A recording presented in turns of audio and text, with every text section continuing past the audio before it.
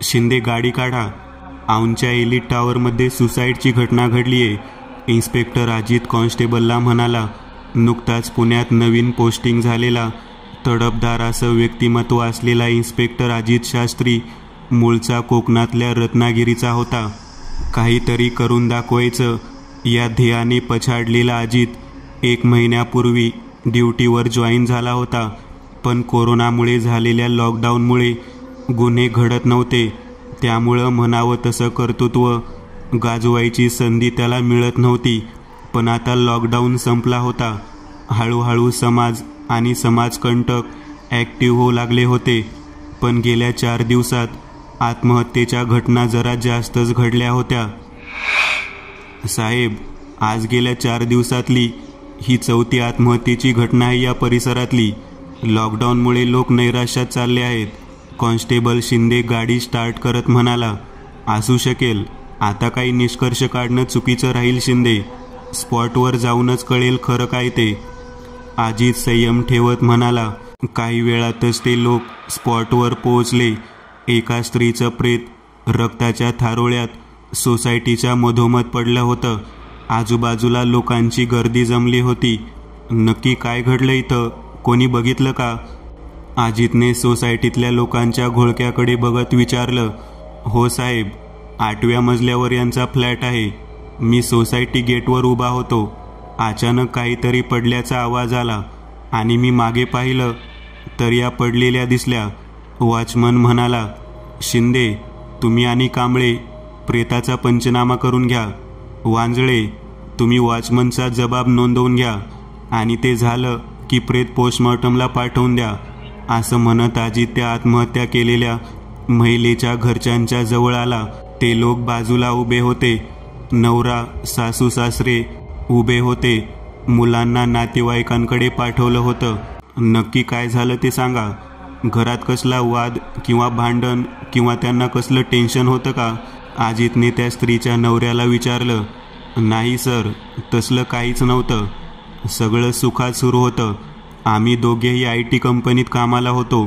पण प्रेग्नेन्सीमुळे तिने गेल्या वर्षी नोकरी सोडली होती. 6 महिन्यापूर्वीच आम्हाला मुलगा झाला होता आणि गेल्या 1 महिन्यापासून ती जॉब शोधत होती. गेल्या आठवड्यात तिला जॉब पण मिळाला होता. येत्या 1 तारखेला ती जॉईन करणार होती. खूप आनंदात होती ती. आणि जेव्हा ही घटना घडली त्याच्या काही मिनिटापूर्वी तर आम्ही येत्या विकेंडला कुठंतरी फिरायला जाऊ असं म्हणत होतो. तिच्या म्हणण्यानुसार पाचगणीला जायचं ठरलं पण होतं. तेवढं बोलून ती बेडरूममधून किचनकडे गेली. मी आंघोळीला बाथरूममध्ये गेलो. मी बाहेर आलो तोच दारावर वॉचमन सांगायला आला की मॅडम खाली पडल्या. असं म्हणत तिचा नवरा जोरजोरात रडू लागला.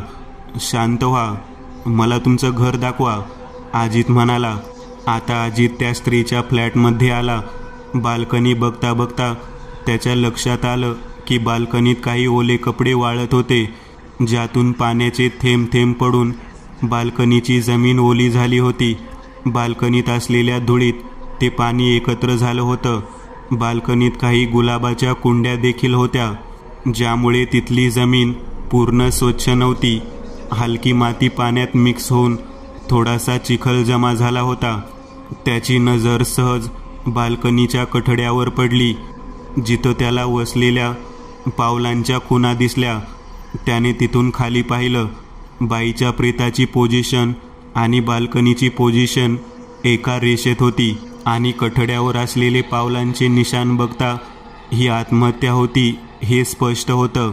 पूर्ण घराची पाहणी करून कोणतीही सुसाईड नोट मिळाली नव्हती. तसेच घरात फोर्स एंट्रीची पण काही चिन्ह नव्हती. प्रथमदर्शनी ही आत्महत्याच असल्याचं जाणवत होतं. ठीक आहे, अजून काही असलं तर तुम्हाला पोलीस स्टेशनला यावं लागेल. तोपर्यंत शहर सोडून कुठेही जाऊ नका, अजित असं म्हणत निघाला. शिंदे, गेल्या 4 दिवसात झालेल्या सुसाईडच्या केसेसची फाईल घेऊन या जरा, अजित म्हणाला. आणतो साहेब, पण मला नाही वाटत यात काही आहे बघण्यासारखं, शिंदे फाईल काढत म्हणाला. आताच निष्कर्ष काढता येणार नाही शिंदे, अजित फाईल हातात घेत म्हणाला. बरं शिंदे, आज ज्यांनी आत्महत्या केली त्या सीमा मेहताचे कॉल डिटेल्स आणि सोशल मीडिया व्हॉट्सॲप चॅटचे डिटेल्स काढायला सांगा. IT सेलला अजितने हुकूम सोडला. अजित आता 4ही केसेसमधील कनेक्शन शोधू लागला. पहिली आत्महत्या 21 तारखेला रात्री 8ला झाली. आत्महत्या करणारा एक IT इंजिनियर, नुकताच लग्न झालेला, सगळं व्यवस्थित, ना कुठलं कर्ज, ना कोणी वैरी, ना अजून काही. 15 मिनिटांपूर्वी बायकोबरोबर शॉपिंग करून घरी येतो. बायको कॉफी करून देते. कॉफी पिऊन कप ठेवतो. बायको कप घेऊन किचनमध्ये जाते. ती परत येताना त्याला बाल्कनीकडे पळत जाताना पाहते. ती बाल्कनी जवळ येईपर्यंत त्याने 10व्या मजल्यावरून उडी घेतलेली असते. दुसरी आत्महत्या एक 23 वर्षीय तरुणी, नुकतीच MBA झालेली आणि नवीन नोकरीला लागलेली. एका मुलाबरोबर अफेअर, ज्याच्याबरोबर 4 दिवसापूर्वीच तिचा साखरपुडा झाला होता, त्याच्याबरोबर डेटवर जाते. हिल टॉप रेस्टॉरंटला तो वॉशरूममधून परत येतो तोपर्यंत हिने हॉटेलच्या टेरेसवरून उडी मारून आत्महत्या केलेली असते. तिसरी आत्महत्या एक मध्यमवर्गीय माणूस, सकाळी उठल्यावर दूध आणायला बाहेर जातो. तिथून घरी येतो. बायकोला चहा ठेवायला सांगतो आणि पुढच्या 15 मिनिटांनी बायको चहा घेऊन रूममध्ये शिरते तर त्याचं प्रेत पंख्याला लटकत असतं. या 4ही केसेसमध्ये आत्महत्या करणारा प्रत्येक व्यक्ती हा कोणत्याही दबावाखाली किंवा कोणत्याही नैराश्याखाली नव्हता. तसेच ना कुठलं सुसाईड नोट, ना कोणाशी वैर, ना कसलं कर्ज, ना कसली आर्थिक विवंचना. बरं, मुख्य म्हणजे हे 4 लोक एकमेकांना ओळखत नव्हते. त्यांच्यात कनेक्शन फक्त एकच. त्या सगळ्यांची घरं एकमेकांपासून फार फार तर 1-2 किमी अंतराच्या रेडियसमध्ये आहेत. अजित विचारात पडला होता. पण 4ही केसेसमध्ये ठोस असं कनेक्शन दिसत नव्हतं. साहेब, तुम्ही सांगितल्याप्रमाणे चौघांचेही कॉल डिटेल्स आले आहेत IT सेलकडून. शिंदे म्हणाला. एक काम करा, गेल्या 2 महिन्याचे कॉल डिटेल्स प्रत्येकाचे चेक करा. त्यात कोणता कॉमन नंबर दिसतोय का ते पहा आणि त्यांचे व्हॉट्सॲप चॅट वगैरेचे डिटेल्स आहेत ते मला द्या, अजित म्हणाला. अजित रात्रभर पोलीस स्टेशनमध्येच बसून चौघांचे व्हॉट्सॲप आणि सोशल मीडियाचे रेकॉर्ड चेक करत राहिला. पण त्यात सुद्धा काहीच कॉमन नव्हतं. तसेच कॉल डिटेल्समध्ये सुद्धा एकही नंबर कॉमन नव्हता. तितक्यात परत चौकीचा फोन वाजला. देशमुख नावाच्या कॉन्स्टेबलने फोन उचलला. साहेब, परत एक आत्महत्या त्याच भागात, कांबळे म्हणाला. काय? अजित ताडकन उठला. यावेळी त्याने तिथं जायचं टाळलं आणि सकाळच्या ड्युटीवर असलेल्या सब इन्स्पेक्टर विकास पाटीलला पाठवलं. अजित घरी जाऊन दुपारी 12ला परत पोलीस स्टेशनवर आला. घरी असताना पण त्याचा मेंदू मात्र त्या सगळ्या आत्महत्यांमधला दुवा शोधण्याच्या विचारातच मग्न होता. विकास, बोल, काय डिटेल्स आहेत त्या केसचे? अजितने विचारलं. सर, एक वृद्ध माणूस आहे, आप्पा कुलकर्णी म्हणून. त्यांनी पंख्याला फाशी लावून आत्महत्या केली आहे. आज सकाळी ते नेहमीप्रमाणे मॉर्निंग वॉक करून घरी आले. आंघोळ वगैरे करून चहाचा कप घेऊन ते त्यांच्या खोलीत गेले आणि 10 मिनिटांनी त्यांच्या सुनेने पाहिलं त्यांचं प्रेत लटकलेलं पंख्याला. सगळं उत्तम होतं असं घरचे म्हणत होते. शेजारी पण चौकशी केली, पण शेजारचे पण हेच म्हणत होते की घरात पण सगळं आलबेल होतं. आर्थिक स्थिती पण उत्तम होती, कारण ते सरकारी खात्यात मोठ्या पदावरून 4 वर्षापूर्वी निवृत्त झाले होते. रगड पेन्शन होती. बायको, 2 मुलं आणि सुना आणि 2 नातवंड असं हसतं खेळतं कुटुंब होतं. ना कर्ज, ना नैराश्य, ना अजून काही, ना सुसाईड नोट. मी कॉल डिटेल्स पण चेक केले. त्यात आणि आधीच्या 4 केसेसमध्ये काहीच कॉमन नाही आहे. फक्त परिसर तेवढा सेम आहे, विकास म्हणाला. बरं, मी पण तोच विचार करतोय की काही क्षणापूर्वी हसणारा खेळणारा माणूस एकदम आत्महत्या करतोय. हे नक्कीच काहीतरी वेगळं प्रकरण आहे. बरं ऐक, ते 5ही जणांचे मोबाईल आपण स्कॅन करून झाले असतील आणि जर काही रिलेव्हंट मिळालं नसेल तर ते त्यांच्या नातेवाईकांना परत करून टाका, अजित म्हणाला. अजित दुसऱ्या केसेसमध्ये व्यस्त होऊन गेला. 2 दिवस गेले. 2 दिवसात एकही आत्महत्येची घटना घडलेली नव्हती.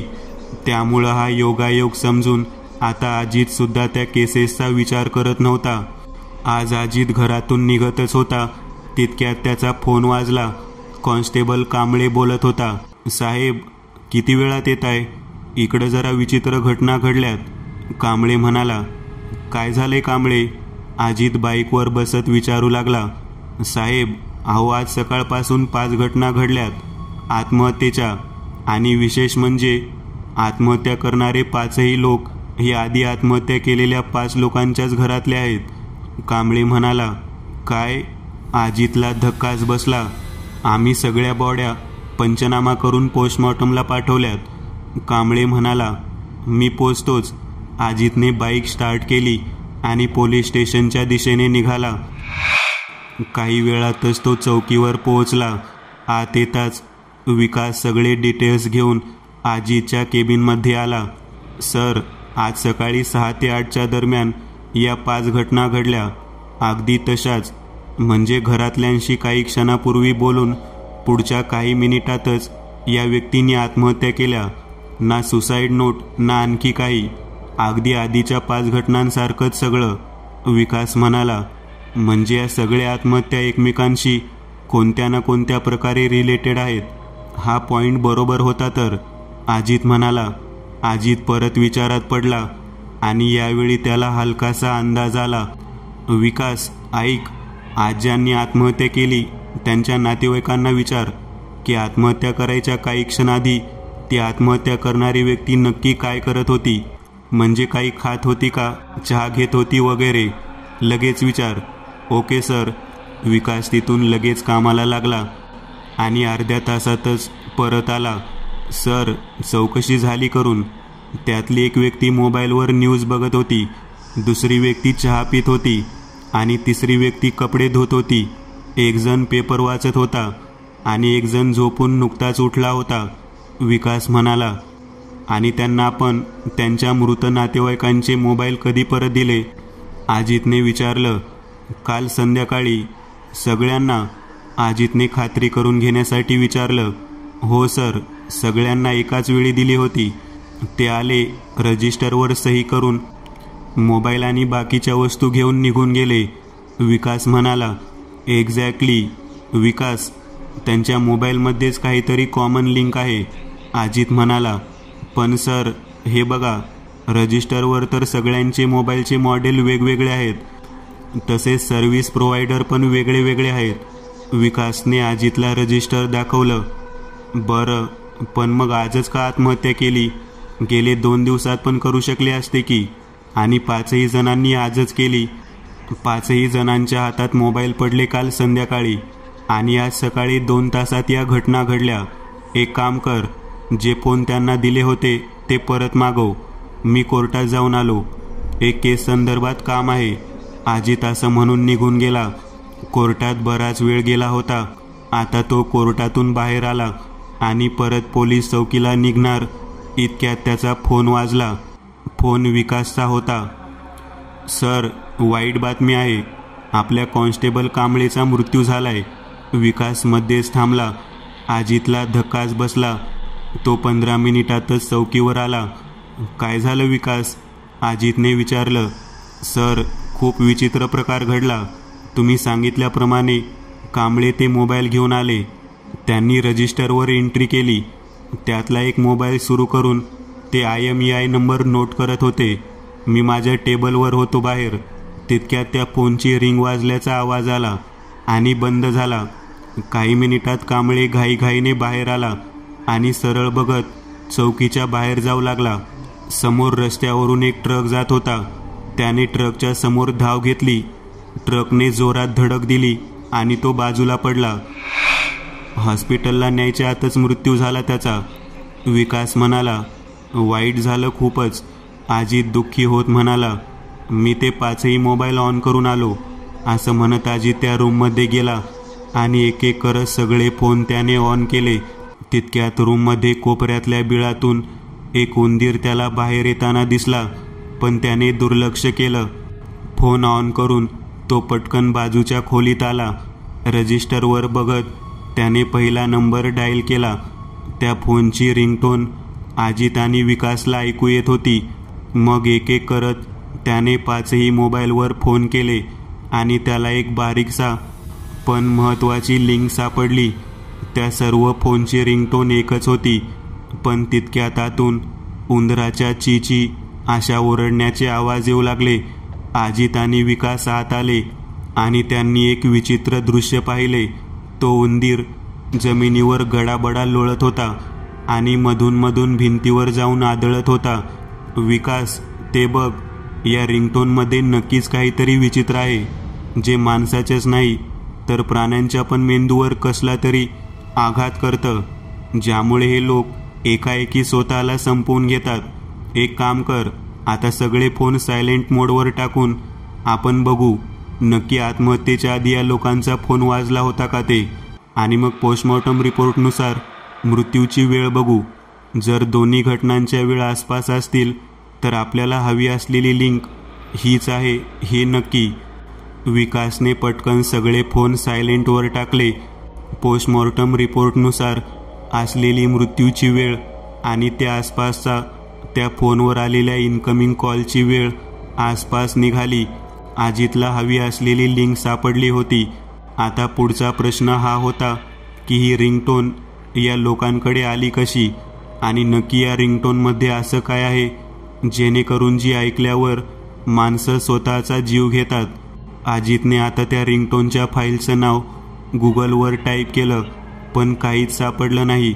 अजितला जी लिंक हवी होती ती मिळाली होती, पण नक्की या रिंगटोनमध्ये आहे काय की माणूस स्वतःचा जीव घेतो, आणि या लोकांकडे ही रिंगटोन आली कुठून, आणि अजून किती लोकांकडे ही रिंगटोन आहे, असे अनेक प्रश्न मनात होते. त्याने एक एक करून ते सगळे फोन चेक केले. ती रिंगटोन मोबाईलमध्ये इनबिल्ट नव्हती. ती रिंगटोन एकतर या लोकांनी डाउनलोड केली होती किंवा त्यांच्या नकळत ती रिंगटोन आपोआप डाउनलोड झाली होती. विकास, एक काम कर, या लोकांनी नुकतेच हे मोबाईल विकत घेतले होते का ते चेक कर, आणि जर तसं असेल तर कुठल्या दुकानातून घेतले होते ते चेक कर.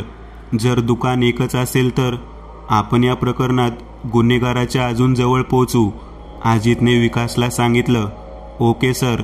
विकास लगेच निघाला. अजित दुसऱ्या केसवर पण काम करत होता. त्या फाईल्समध्ये तो व्यस्त झाला. तासाभरात विकास परत आला. सर, मी चेक केलं, पण तसं काही नाहीये. सगळ्यांचे मोबाईल जुनेच आहेत. कोणी 8 तर कोणी 1.5 वर्षापूर्वी घेतलेले आहेत मोबाईल, आणि दुकान पण वेगवेगळे आहेत. कॉमन असं काहीच नाही. बर, आणि यांची ब्राउझिंग हिस्ट्री बघितली का? त्यातून काही निष्पन्न? अजितने विचारलं. नाही सर, ते सुद्धा चेक केलं. त्या 5 मधले काही लोक तर इंटरनेट वापरत पण नव्हते. विकास म्हणाला. नक्की काहीतरी कनेक्शन आहे विकास.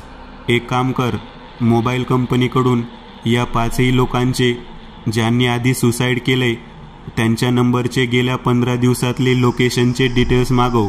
आपण त्यातले कॉमन पॉईंट्स मार्क करू आणि मग फील्डवर इन्व्हेस्टिगेट करू. अजित रात्री घरी आला, पण त्या केसचा विषय डोक्यातून जात नव्हता. जेवण वगैरे करून तो बेडवर आडवा झाला आणि त्याने इंटरनेटवर सुसायडल म्युझिक वेव असं सर्च टाकला. त्यात त्याला काही माहिती मिळाली. दुसऱ्या दिवशी तो पोलीस स्टेशनवर आला. Good morning sir. तुम्ही सांगितल्याप्रमाणे त्या 5 लोकांचे गेल्या 15 दिवसाचे मोबाईल लोकेशनचे डिटेल्स आले आहेत. त्यात एक लोकेशन असं आहे जिथे हे 5ही लोक गेल्या 15 दिवसात एकदा तरी गेलेत. विकास म्हणाला. गुड. कोणतं आहे ते लोकेशन? अजितने विचारलं. Sir, MG road. विकास म्हणाला. आता MG रोड तर जवळजवळ 3 किलोमीटर एवढा पसरलाय, आणि तो मार्केट एरिया आहे जिथं जवळजवळ 4,500 दुकान, 150च्या वर हॉटेल्स आहेत. तिथे ह्या लोकांचे फोटो घेऊन फिरलो तरी कोणत्या दुकानदाराला लक्षात असेल, आणि CCTV फुटेज तरी कुणाकुणाचं बघणार? अजित म्हणाला. पण सर, आपण फक्त मोबाईलची दुकानच टार्गेट केली तर, कारण हा मॅटर मोस्टली मोबाईल रिलेटेड आहे. विकासच्या बोलण्यात पॉइंट होता. यस, तू म्हणतोयस ते बरोबर आहे. ठीक आहे, एक 5 जणांची टीम घेऊन तुम्ही या लोकांचे फोटो घेऊन तिथं विचारपूस करा. अजित म्हणाला. आणखी एक गोष्ट मला कळली आहे. काल मी इंटरनेटवर खूप माहिती मिळवली. त्यात मला समजलं की अशा काही सुसायडल म्युझिक वेव्ह गेल्या वर्षी रशियाने इंटरनेटवर पसरवल्या होत्या. त्यामुळे अमेरिका आणि युरोपमध्ये आत्महत्या खूप वाढल्या होत्या. एक यूट्यूब व्हिडिओ होता जो नंतर यूट्यूबने हटवला. नंतर रशियन सरकारने त्या माणसाला अटक केली ज्याने तो व्हिडिओ टाकला होता. नंतर समजलं की तो एक माथेफिरू होता. मला वाटतं की या प्रकरणात पण असाच कोणीतरी माणूस इन्व्हॉल्व असावा. आणखी महत्त्वाची गोष्ट म्हणजे त्या माणसाने ज्या म्युझिक वेव्हचा वापर केला होता तशा म्युझिक वेव्ह आफ्रिकेतल्या जंगलातील एका रानटी जमातीच्या पारंपरिक संगीतात सापडतात. अजित म्हणाला. आफ्रिकन पारंपरिक संगीत? विकासने कुतूहलाने विचारलं. हो, अजितने उत्तर दिलं. ठीक आहे, तुम्ही जा टीम घेऊन सर्च करा. मी पण अजून डिटेल्स काही मिळतात का ते बघतो आणि 1 तासात तुम्हाला जॉईन करतो, अजित म्हणाला. अजित पुन्हा इंटरनेटवर शोध घेऊ लागला. त्याची कोर्टात एक केस होती. तिथून तो MG रोडवर सर्च टीमला जॉईन झाला. जवळजवळ मोबाईलची 200 दुकानं फिरून सर्च टीमला काहीच मिळालं नव्हतं. शेवटी रात्र होत आली. एका हॉटेलमध्ये चहा घेत अजित सर्च टीमच्या लोकांना म्हणाला, एक काम करू, उद्या आणि परवा इथं इन्व्हेस्टिगेशन चालू ठेवू. बघू काय मिळते का, नाहीतर मग तपासाची दिशा बदलावी लागेल. ओके सर, विकास म्हणाला. तिथून सगळेजण आपापल्या घरी निघाले होते. अजितने बाईक पेट्रोल पंपवर आणली. फुल कर, त्याने पेट्रोल भरणाऱ्याला सांगितलं. एक्सक्यूज मी सर, थोडं बोलू शकतो का आपल्याशी? शेजारी एक तरुण मुलगा उभा होता. कुठलं तरी क्रेडिट कार्डची स्कीम घेऊन आला असावा असा अंदाज अजितला आला. नको रे बाबा, कोणतंही क्रेडिट कार्ड नकोय मला, अजितने त्याला ठणकावलं. नाही सर, क्रेडिट कार्डविषयी नाही. आज BPCLची ऑफर सुरू आहे. 200च्या वरच्या पेट्रोल किंवा डिझेल खरेदीवर एक गिफ्ट वाउचर देत आहोत. मिनिमम 150 रुपयांचं गिफ्ट गॅरंटीड आहे. फक्त एक फॉर्म भरून द्यायचा आहे, तो मुलगा म्हणाला. बरं दे, अजित म्हणाला. पैसे देऊन अजितने बाईक बाजूला घेतली आणि त्या मुलाने दिलेला फॉर्म भरू लागला. त्यात नाव, पत्ता, वय आणि मोबाईल नंबर, व्यवसाय असले डिटेल्स मागितले होते. अजित एक एक करत ते डिटेल्स भरू लागला. मोबाईल नंबर भरून त्याने त्या मुलाकडे तो फॉर्म दिला आणि त्या मुलाने त्याला एक स्क्रॅच कार्ड दिलं. ते स्क्रॅच करताना तो क्षणभर थांबला आणि अजितची ट्यूब पेटली. Common location, petrol pump. त्याने पटकन मोबाईल काढला आणि गुगल मॅपवर सर्च केलं. या भागात हा आणि अजून एक असे 2 पेट्रोल पंप आहेत हे तिथून त्याला समजलं होतं. त्याने त्या पोराला जवळ बोलावलं. अरे ऐक, मला एक सांग, तुमचे लोक हे डिटेल्स घेऊन याचं काय करता? मी पोलीस आहे, खोटं बोलू नकोस, अजितने त्याला पट्टीत घेत विचारलं. सर, हे फॉर्म आम्ही आमच्या सुपरवायझरकडे जमा करतो. मग या फॉर्मच्या कॉपीज काढून बँक, क्रेडिट कार्ड कंपन्यांनाही इन्फॉर्मेशन विकली जाते. त्याचमुळे मग ग्राहकांना क्रेडिट कार्ड, इन्शुरन्स, बँकमधून फोन येऊ लागतात, तो मुलगा म्हणाला.